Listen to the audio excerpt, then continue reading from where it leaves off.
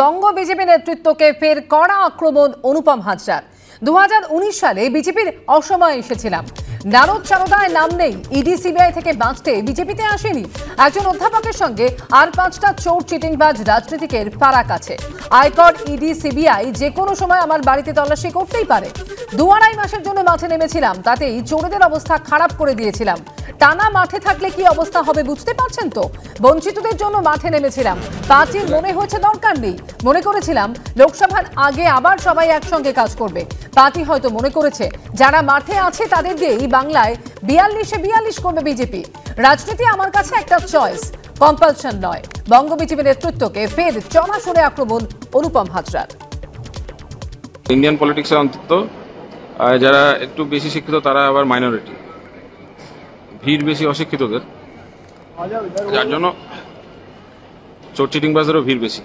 2.5 বছর অসুস্থ থাকার পরে 2 মাস 2.5 মাসের জন্য মাঠে নেমেছিলাম, তাতেই চোর চামারদের অবস্থা খারাপ করে দিয়েছিলাম। টানা মাঠে থাকলে কি হয় বুঝতে পারছো ভাই? তো সবার হাটের হাড়ি ভেঙে গেলে মুশকিল আছে। বঞ্চিতদের জন্য মাঠে নেমেছিলাম, এখন হয়তো পার্টির মনে হয়েছে বঞ্চিতদের মাঠে নামানোর দরকার নেই, সেই জন্য আবার সোশ্যাল মিডিয়ায়, আমি তো চেয়েছিলাম লোকসভার আগে সবাই একসঙ্গে কাজ করবে, তো দেখলাম যে না, পার্টি মোটামুটি কনফিডেন্ট যে যেগুলো মাঠে আছে সেগুলোতেই মোটামুটি 42টা সিট পেয়ে যাচ্ছে বিজেপি বেঙ্গল থেকে। যারা কোণঠাসা আছে, বঞ্চিত আছে, তাদেরকে মাঠে না নামালেও চলবে। ভারতবর্ষের রাজনীতিতে ম্যাক্সিমাম রাজনৈতিক নেতাদের যে অবস্থা, যে রাজনীতি থেকে বার করে দিলে তাদেরকে একটা সুইপারের চাকরিও দেবে না। আর সেই জায়গায় একটা পিএইচডি করে অবভিয়াসলি আত্মসম্মান তো একটু থাকবে, তাই না? তো সেই জন্য রাজনীতিটা আমার কাছে চয়েস, কম্পালশন না। ওই চোর চামার, এই হাজার রকম কি বলে দুর্নীতির সঙ্গে যুক্ত কেউ কেউ অ্যারেস্টের ভয়ে বিজেপিতে আসা, এই সমস্ত ক্যাটাগরির মধ্যে আমি পড়ি না। বিজেপির অসময়ে এসেছিলাম, যখন বিজেপি নাম উচ্চারণ করতে লোকে ভয় পেত 2019 সালে। এই 2019-এ অসময়ের বিজেপি আমি, ঠিক আছে?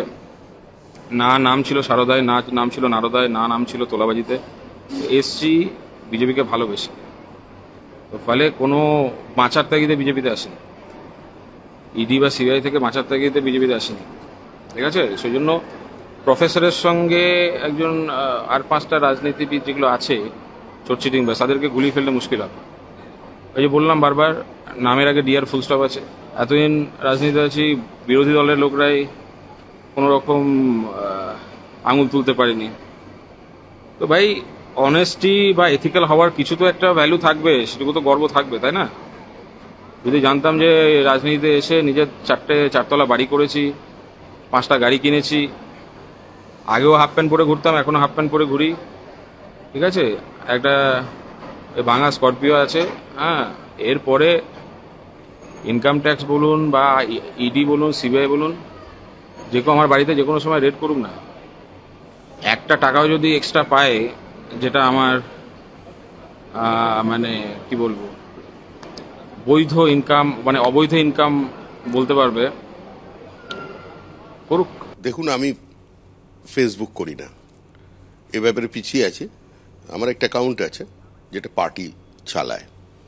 যারা ফেসবুক করেন তারা এর উত্তর দিতে পারবেন, আমি এটা নিয়ে কোনো মন্তব্য করতে চাই না।